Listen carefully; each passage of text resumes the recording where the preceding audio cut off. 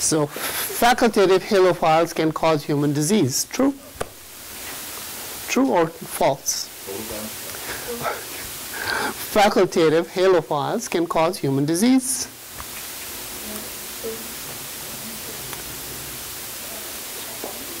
Staph aureus.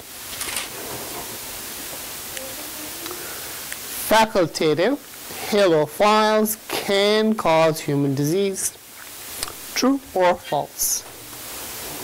True. True. Obligate halophiles can cause human disease.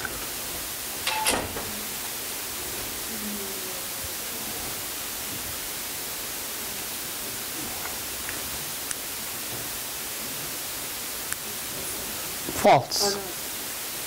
Because they, look at this, the word, require 12% salt. We only have 0.9%, so false.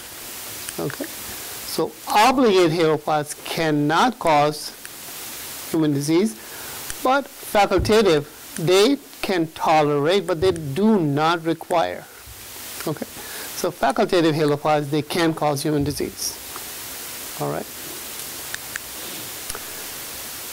Okay, let me go back.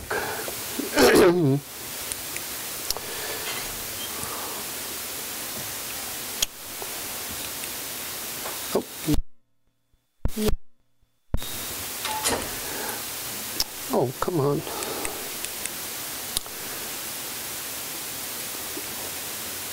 Did I show you these pictures last time? Yes? Yeah, okay. This is the one that causes peptic ulcer, right?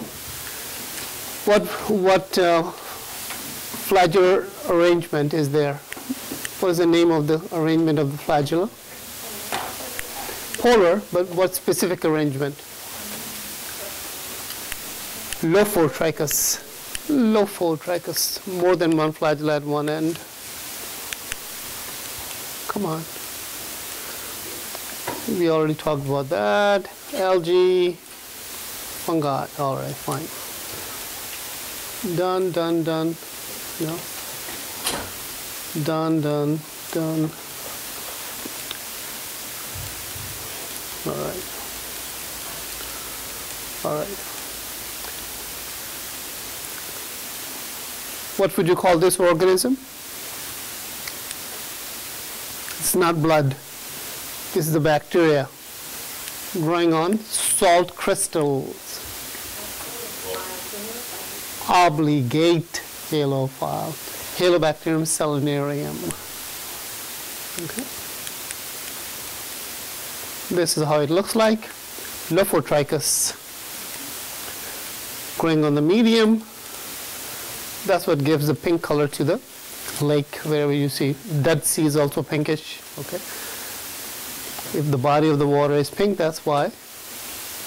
The reason is because the bacteria that's growing is pink. This bacterium. So obligate, you're saying that's pink, the water's pink, if it's like the Dead Sea or... Yeah. Campylobacter jejuni. Microaerophile. Bacteria that needs a little bit of oxygen. Okay. That's the next category. Gas requirements. Okay. Aerobes. Let me explain it to you because this is. Just a quick question. So if it's above 7.5, then it becomes an obligate? Aerobes. We are aerobes, right? Okay. How do you define an aerobic organism? What is an aerobe? Any microorganism, okay, that can grow in the presence of oxygen.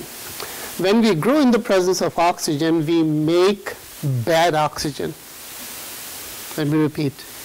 When we grow in the presence of oxygen, we create bad oxygen.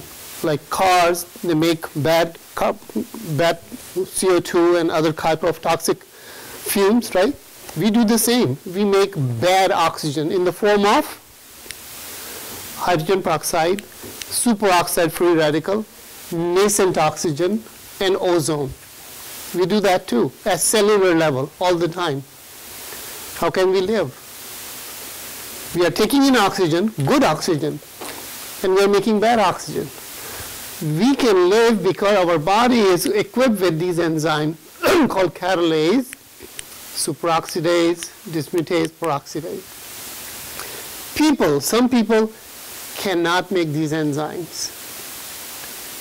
What do? They die. They get diseases such as Lou Gehrig's disease. You have heard of that, right? Neurological disorder. They cannot make enough catalase. What happens? They make hydrogen peroxide, and this hydrogen peroxide accumulates in their nerve endings. Eventually, it's a very slow disease, actually, and the nerve endings actually eventually disintegrate, muscles give up, and eventually they die. Why? Because their body is not making catalase, okay? They cannot get rid of hydrogen peroxide. When you put hydrogen peroxide in your mouth, what happens? You foam, right? Your body is trying to get rid of that hydrogen peroxide right away. And that's exactly what's happening at cellular level all the time. Okay? So any organism that can eliminate toxic forms of oxygen is called aerobe. Any organism that cannot do it, anaerobe. So aerobes are capable of growing in the presence of oxygen, which is about 21%, because they synthesize enzymes like peroxidase, superoxide dismutase. And these enzymes, what do? They help eliminate toxic forms of oxygen, such as hydrogen peroxide, superoxide free radical, which is also called nascent oxygen. Nascent oxygen is what? O. O, like this, or ozone, O3. These are all toxic forms of oxygen, or H2O2, hydrogen peroxide. Okay.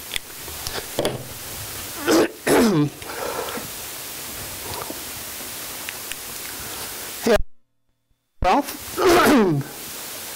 bacteria that are true aerobes, Legionella and Mycobacteria. Legionella very common on cruise ships. Legionnaire's disease, air ducts, hot tubs, okay? This is how it looks like. It can actually grow in phagocytic cell and kill the phagocytic cell. That's how nasty it is. Okay. What is that? What was that, Rick? That is Mycobacterium tuberculosis. Mycolic acid. Mycolic acid. TB of the lung. TB of the lungs. So the Mycobacteria, Legionella, and Pseudomonas. Those are all examples of Pseudomonas too. Yeah. TB of the spine and TB of the bone. TB of the brain. You probably heard of TB of the lungs only, right? Yeah. TB, you cannot get TB from the bird, but you can get TB from the cattle. Okay. Yep. Birds do get TB, but this cannot be transmitted to humans. It's a different species called Mycobacterium avis that causes bird TB, but that's a different species. Yeah. TB of the colon, intestine, and then TB of the pelvis, and there's TB of the genitals that you can Google and find out pictures. That's too graphic, okay? What is the most common form of the lung? Yeah. Facultative anaerobes, organisms that prefer to grow in the presence of oxygen, but they can also grow in the absence. You just saw the results, right? Gas pack and outside, okay? Ecoli, Staphylococcus aureus. Did we practice that plate with you here or no? Okay. Let's practice that here.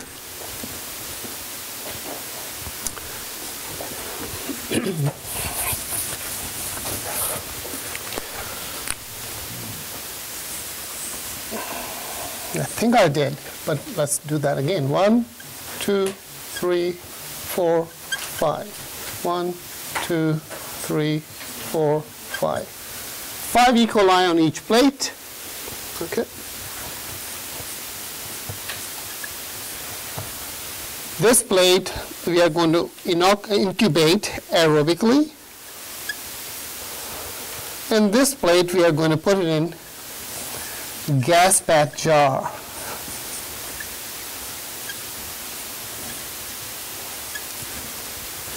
For 24 hours. After 24 hours of incubation, which of the two plates will have more colonies? Aerobic. Aerobic.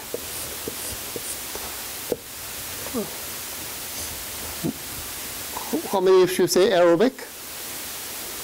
1, 2, 2 for aerobic? Okay. 2 for aerobic.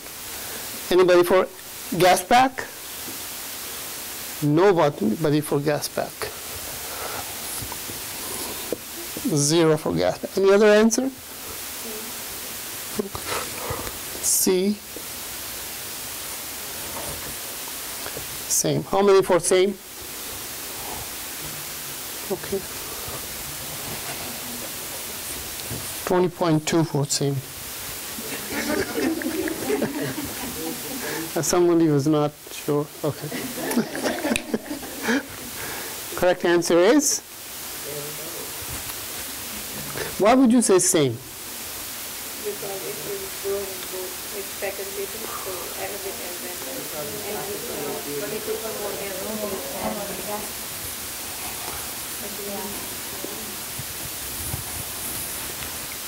Is that what you say? Very good.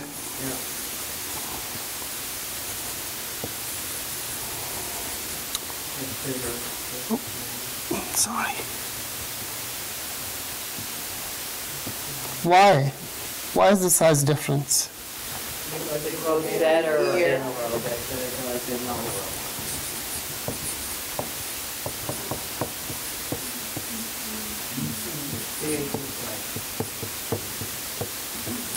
$38 ATPs per glucose versus 2 ATPs per glucose.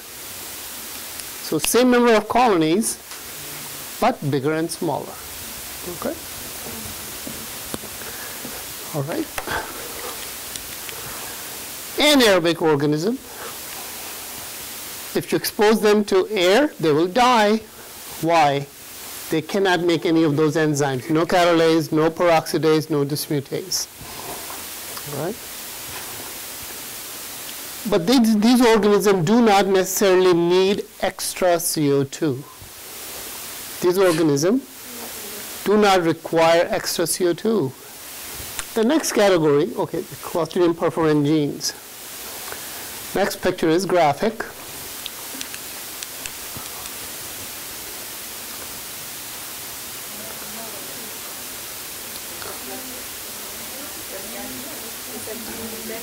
Gangrene. Leg was amputated. Yeah.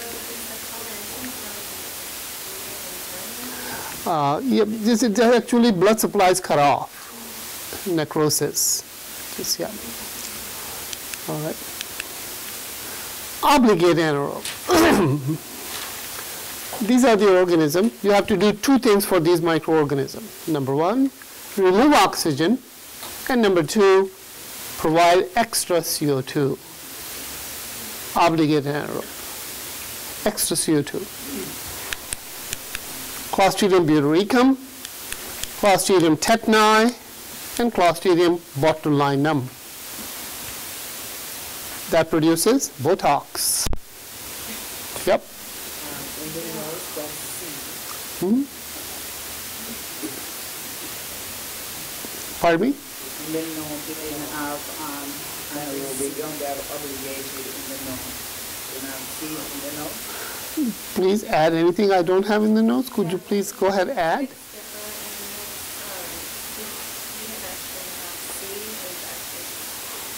Obligated in C. So the first one, anaerobe, we didn't have anaerobe. Please add. Sure.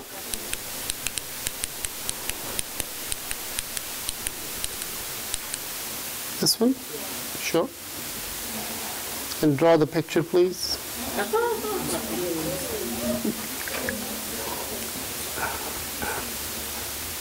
It's actually from Wikipedia. Yeah. Picture.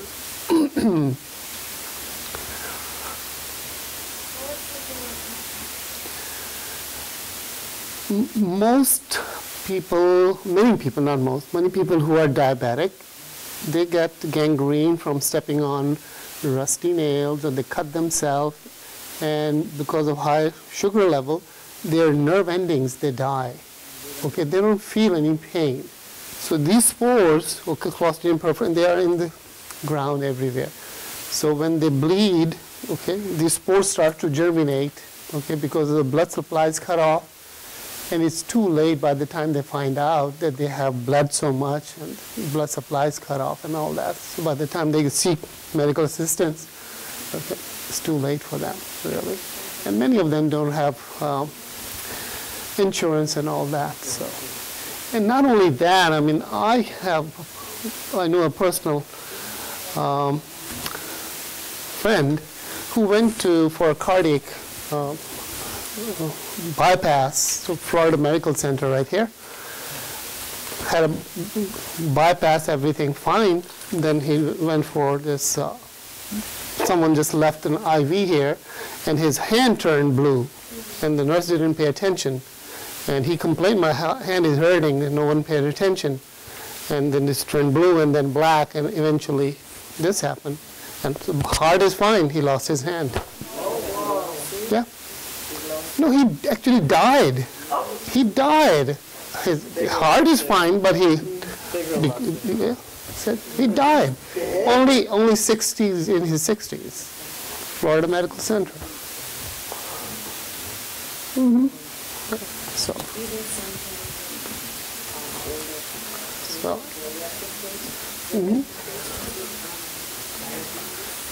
yeah.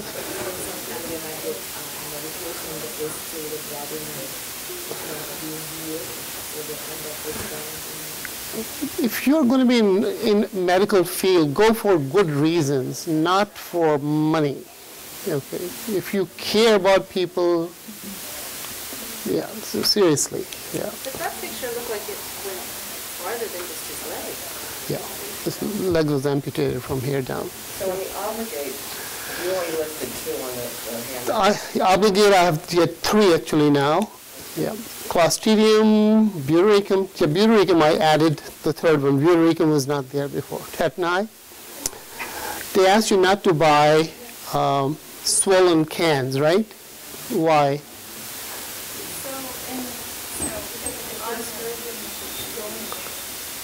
Clostridium, botulinum. Okay. Yeah, botulinum. Yep. So on the note, you actually have In obligate? That's obligate. No, put it under anaerobe, please. Yeah. Yes. even though they're obligate and anaerobe, they some of them record 5 to 10% CO2. Yes. So, Carbon. Without carbon, they cannot grow. Yeah. So this is the one that produces gas, and the cans will swell. And that toxin that they produce, okay, once the toxin is produced, even you bring the can home and cook your food, the toxin is heat resistant. Okay. The bacteria is, okay, remember this is obligate anaerobe, so bacteria is, even if you open the can, bacteria is, when you're exposed to air, it is dead. But the toxin is heat resistant. Even if your food is cooked, toxin is still there. It can put you in ER within 15-20 minutes. Okay? And tetani is a neurological toxin. Okay? Attacks your nerve, lockjaw. Lockjaw. Jaw. Okay? Rusty nails and so on. Yeah. So how does it, if you do step on it and you contract the tetanus shot, you can get the tetanus shot afterwards? Ah, okay, yeah, right. There are two types of tetanus shots, okay? Prevention and treatment. The prevention shot is the antibody that they give you, and the prevention is the antigen that they give you. Two types. We'll talk about that in immunity. Yeah. You don't have this one, you don't have in your notes, right? We are going to skip that one. Error tolerant, yeah. And micro aerophiles, you do have that, right? Okay, all right. So let's skip, let's talk about that one. Aerophiles, micro, little, aerophiles from little air. These are the bacteria that need little air. They cannot tolerate 21% of the air that is in the oxygen that's in the air. Why? Couple of reasons. Either they cannot make those enzymes, catalase, peroxidase, dismutase, or they make the enzymes, or thirdly, they can use the enzymes from the host. Okay. And a couple of examples that I have. Bacteria that causes syphilis, that's one of those bacteria, or the bacteria that causes bloody diarrhea. Yeah. And I don't mean the bloody diarrhea that they say in England. No, really bloody diarrhea. Okay, really. Okay, that's the bacteria, Campylobacter jejuni, right here. What arrangement? Flagella. Amphitrachus. One or more than one at each end. Amphitrachus. And that is your Treponema pallidum that causes syphilis. This bacterium actually eats up the lining of the jejunum that leads to bloody diarrhea. If you Google it, you'll see some really nasty pictures of bacteria that leads to bloody diarrhea.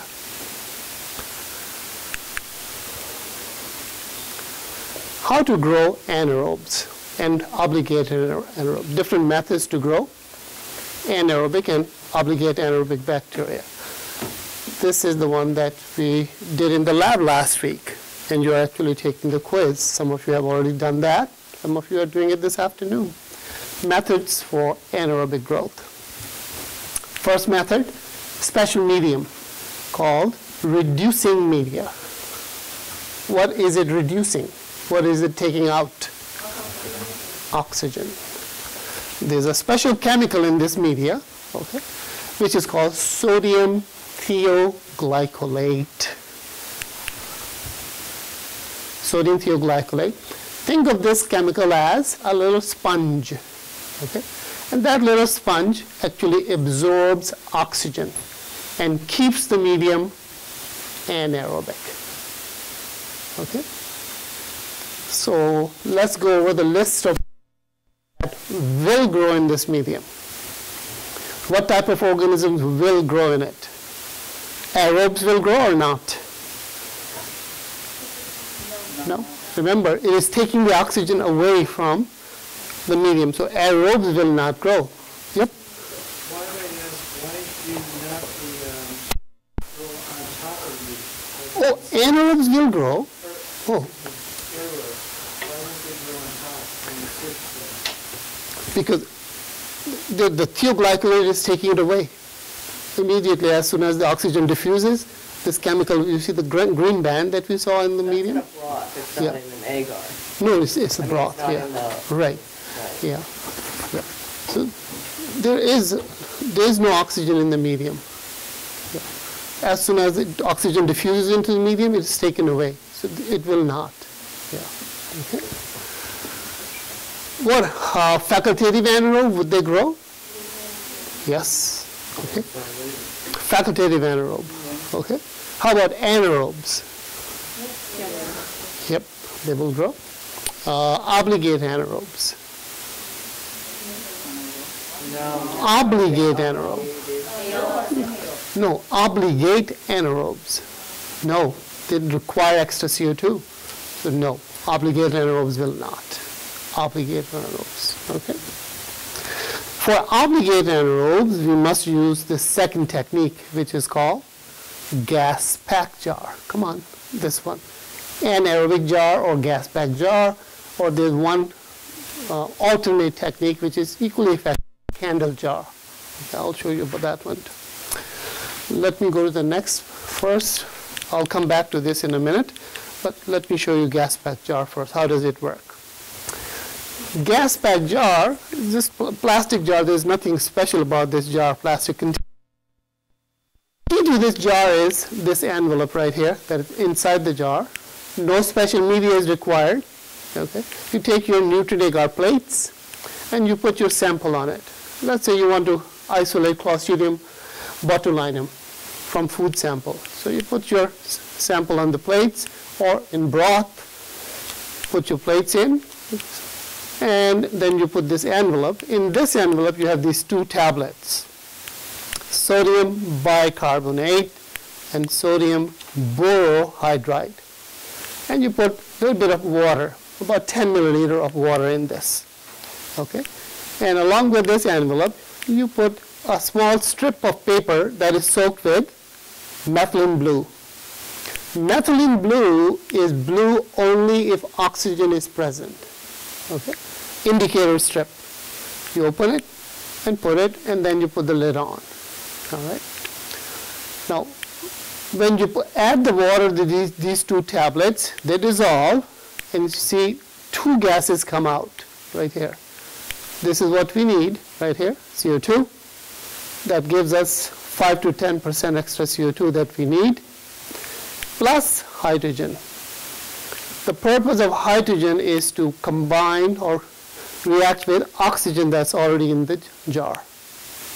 Now, if we do not eliminate oxygen from the jar, what's going to happen? If there are any contaminants on our sample, that may overgrow on our obligate anaerobe. You don't want that. So to suppress the growth of those bacteria, you need to eliminate oxygen ASAP. So we have this palladium catalyst right here that is going to speed up the reaction between oxygen and hydrogen in the presence of this palladium. And we are going to make water. Once all the oxygen is gone, the color of this indicator strip is going to turn from blue to white. That's the principle of gas pack jar.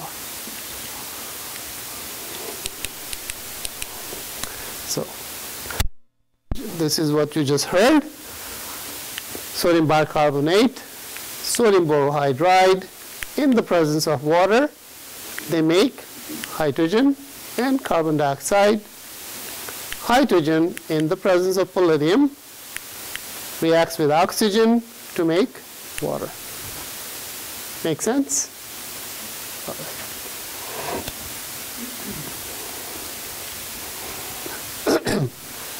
Now the cheaper version of this, candle jar.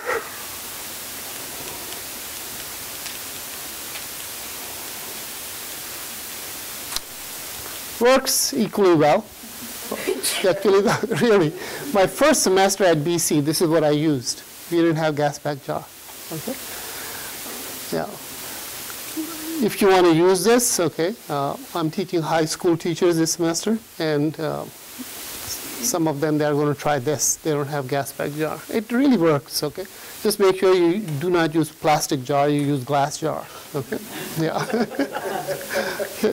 So you take a glass jar, okay, and make sure the lid is airtight. You can put some petroleum jelly around the ring. You put your sample in, you light a candle.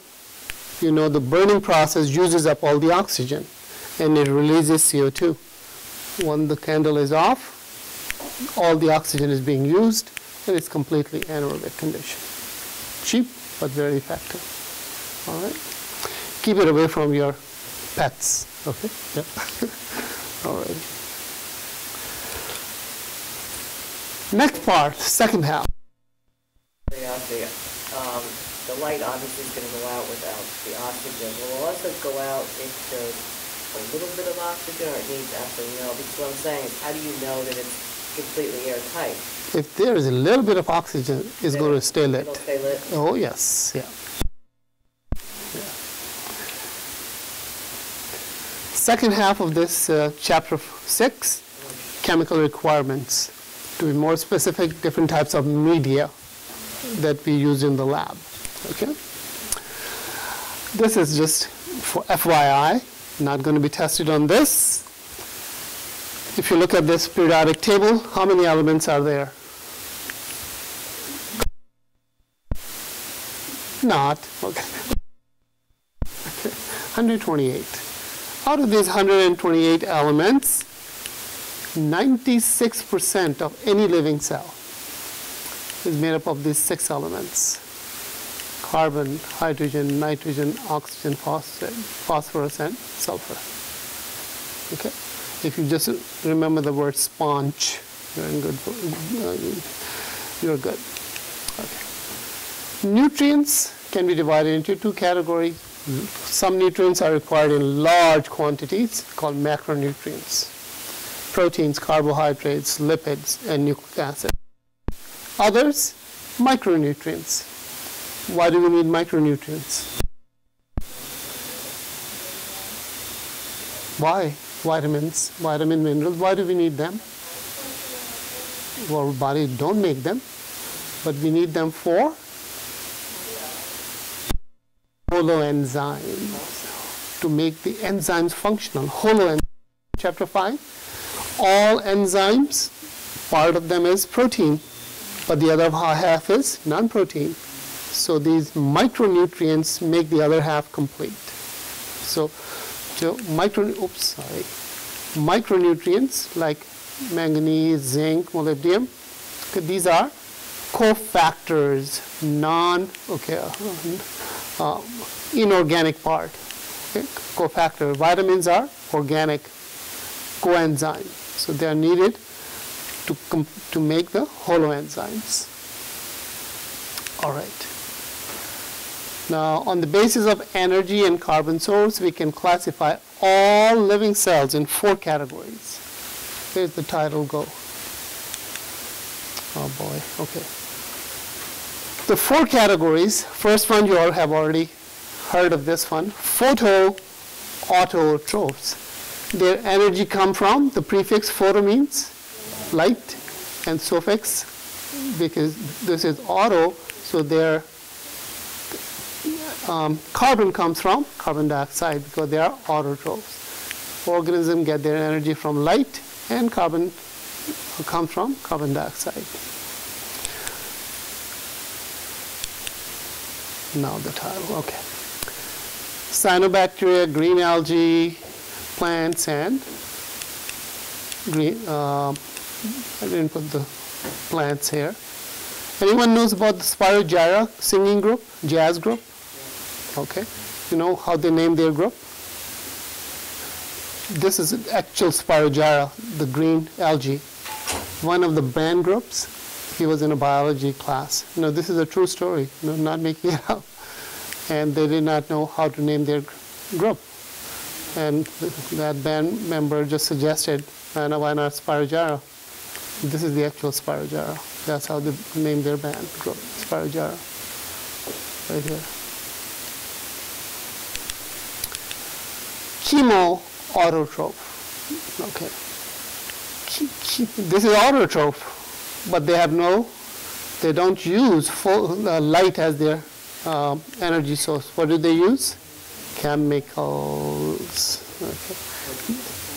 They don't use light as their energy source. They use chemicals. So, and their carbon does come from carbon dioxide. You will find them on the bottom of the ocean or caves. Okay. Look at the beautiful colors. Thiobacillus, thioxidants, thiobacillus, ferrooxidants from ferrous. This is how they look like. Hot sulfur springs.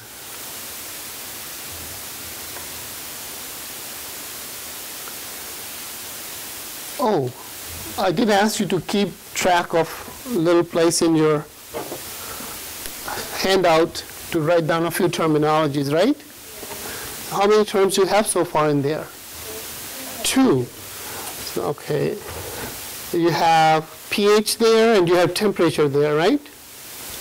The third one you should have, yeah, neutrophile you have, okay. The third one you should have is facultative osmophile.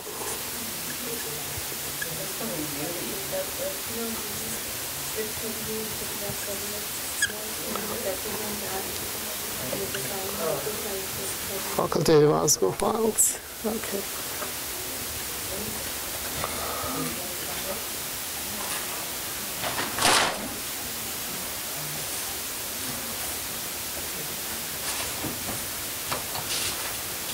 Osmophiles.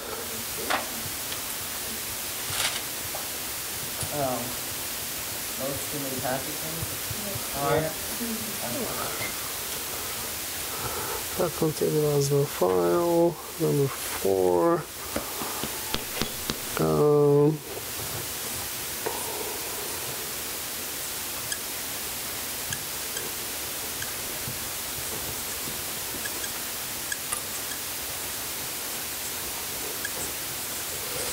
And number 5, which we are coming to,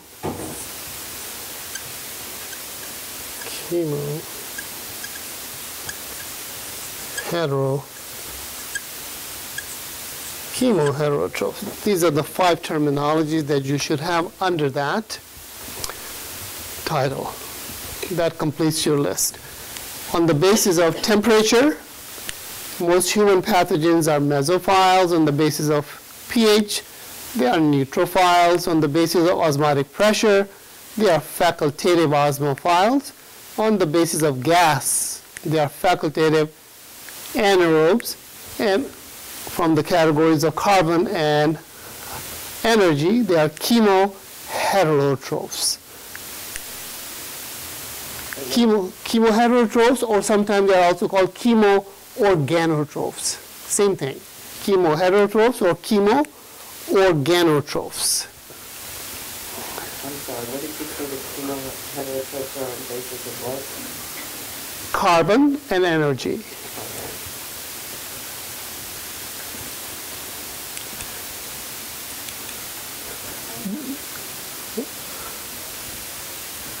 This is a weird category. Look at this one. Their energy source is what? Light. But what is their carbon source? Not CO2. They are heterotroph. If they are heterotroph, their carbon source is organic compound. Organic compound. So organisms that use light as their energy source but cannot use CO2, their energy comes from organic compound. Pseudomonas palustris. Now this is something interesting about this organism. This organism, it can switch. Underline this, highlight it, please. This is not in your notes, so you must write this down, please. Okay? This organism, it can switch its metabolism between any of the 4 metabolic groups. Photoautotrophs, chemoautotrophs, photoheterotrophs, or chemoheterotrophs. That is amazing.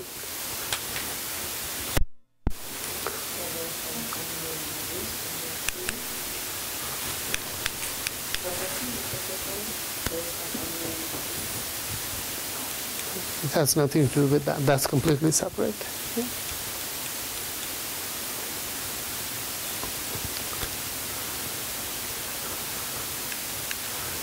This organism right here,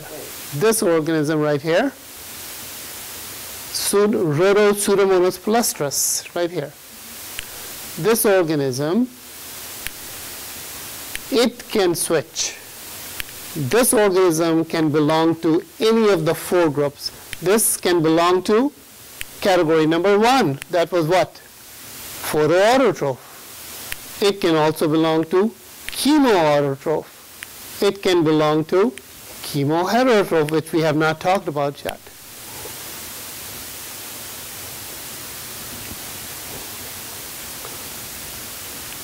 This is one of the unique organisms. It can switch its metabolism to any of the 4 groups. Sure. Kenrick, I honestly did not go into the detail. This is something new for me too, honestly. What intrigued me, they found this in pig poop. Such a beautiful bacteria.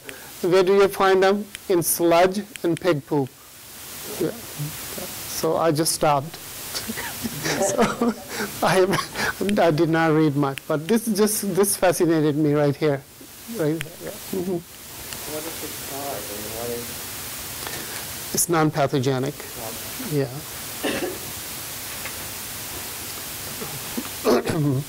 Why is it non-pathogenic? It needs a little flashlight to cause disease, right here. It needs light to get into your body unless it has a flashlight. Just kidding.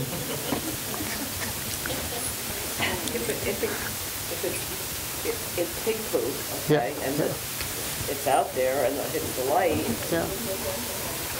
does that make it pathogenic? It's non-pathogenic. Yeah. Yeah.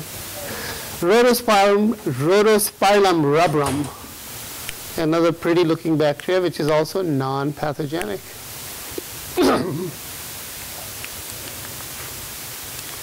These two are non-pathogenic because they need light to get energy. Okay? So most human pathogens belong to the last group, right? This one right here, chemoheterotroph, which we've already put on the list. Both energy and carbon come from the same source, which is organic compound. You can put all pathogens to this category. Most bacteria, protozoans, all fungi and animals belong to this category. Chemoheterotrophs. All pathogens.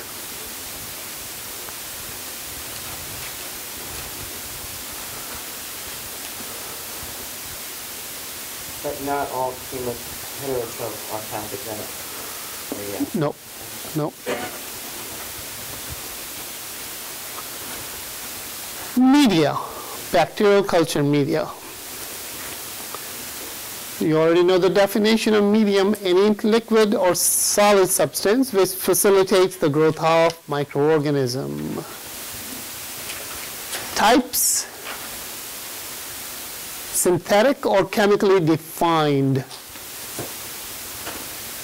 Medium whose exact chemical composition is known. What does that mean, exact chemical composition? How much protein, how much sugar, how much lipid? Not really. How much carbon, how much nitrogen, how much phosphorus, to the elemental level. That's what it means. The exact chemical composition. That is called synthetic medium. Now, these media are not nutritionally rich. They are nutritionally poor media. Okay? Synthetic media are chemically defined, but they are not nutritionally rich.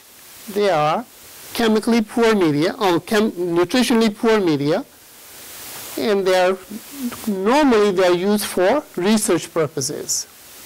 Or you can say they are commonly used for nutritional assay.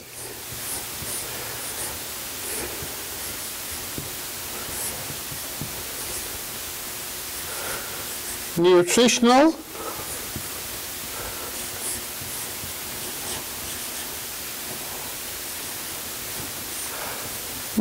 assay. In Russia, they had this meteor shower last week. Let's say they found some bacteria on those rocks, brand new. I don't know. Maybe they are. It's unlikely with all that heat and all that. So maybe they are thermophiles. We don't know. Okay. On that, and they want to find out the nutritional needs of those bacteria. What do these bacteria love? So let's say they want to find out amino acids. What type of amino acid these bacteria like? There are 20 amino acids. So you take 20 test tubes, and each test tube you put one amino acid, and you put these, each bacterium, you put the same bacteria in each tube, and you put amino acid A, B, C, D, lysine, glycine, alanine, and all these, and find out which tube has the best growth, right? Okay, let's say tube, this one. This tube has the best growth, okay? So bacteria likes this amino acid. And then you do a vitamin assay, and then you do a mineral assay. And that's how you determine the nutritional need of that bacteria. That's the purpose of synthetic or chemically defined media, to find out the nutritional need of microorganism.